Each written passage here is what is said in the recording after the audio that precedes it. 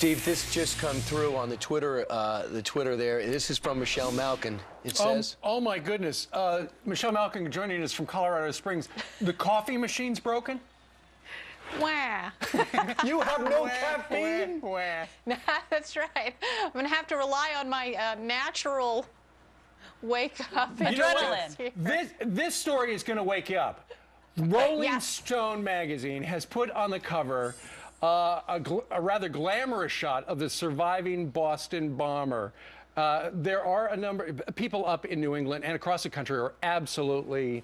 Makes him look like a sex symbol. It does glamorize him. A couple of stores have gone ahead and boycotted Rolling Stone, including CVS and Tedeschi Foods. Stop and Shop. Yeah. You feel that suddenly, there's the whole gambit of it. You say now Rolling Stone has become the tiger beat for terrorists, hasn't it?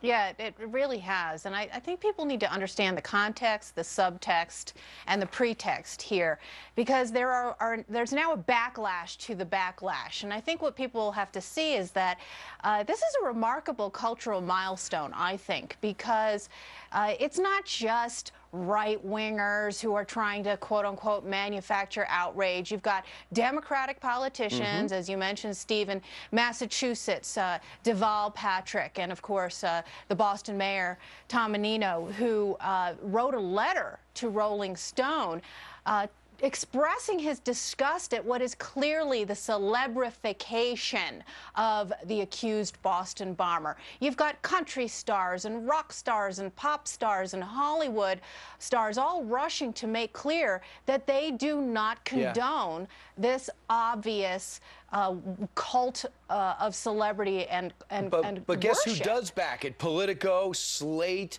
the Washington Post Good blog. journalism. Yeah. They say, oh, come on, get over it, essentially. Yeah.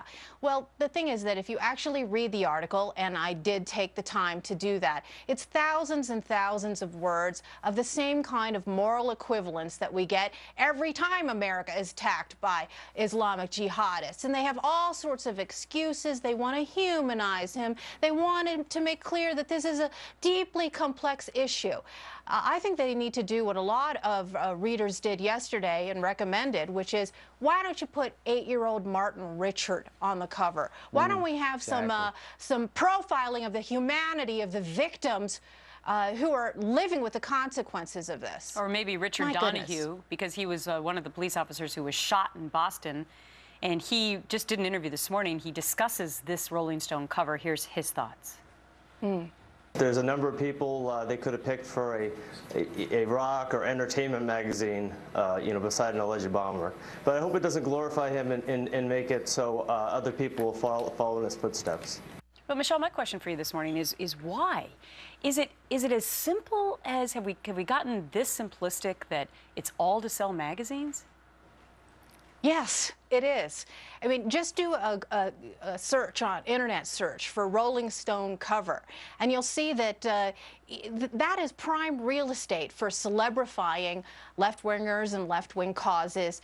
The publisher is Jan Wenner, of course, who's a big Obama supporter, big-time cultural lib, and of course, whoever they put on the cover there is to get eyeballs and get people to read the magazine. And they know, look, this, and they mention it in the article, that this comes in the context of all of these young women who have formed a groupie fangirl club and are standing there at the courthouse with their Free Jahar signs. They know the guy, in many eyes, is a quote-unquote sex symbol, America's next heartthrob. That's the headline that they used when they put Justin Bieber on the cover. They might as well have used it for this. I just got a tweet from somebody saying, waiting on, and then they've inserted the name of the store they go to announce that they won't sell the magazine anymore. They were so quick to dump Paula Deen, and she didn't kill anybody.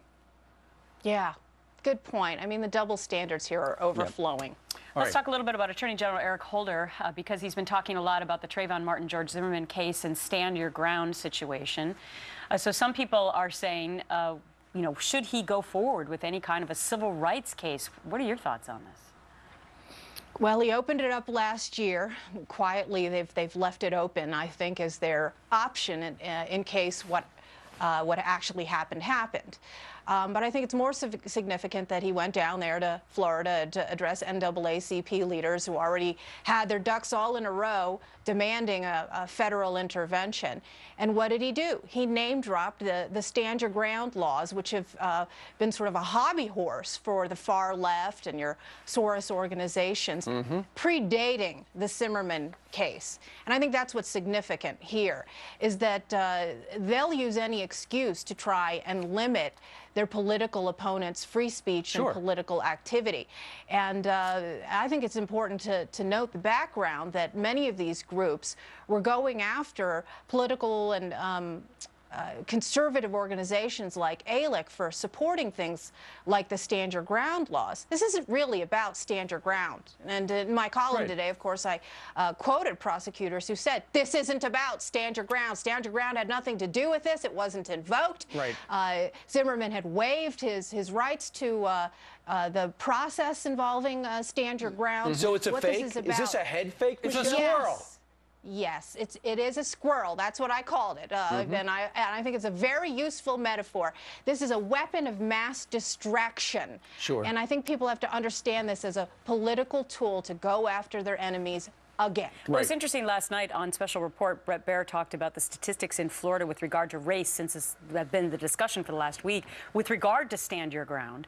And it turns out that more African Americans actually used that defense and used it successfully than Caucasians. So if we're going to really discuss this, down into race and the differences, the Department of Justice maybe should look into those stats as well.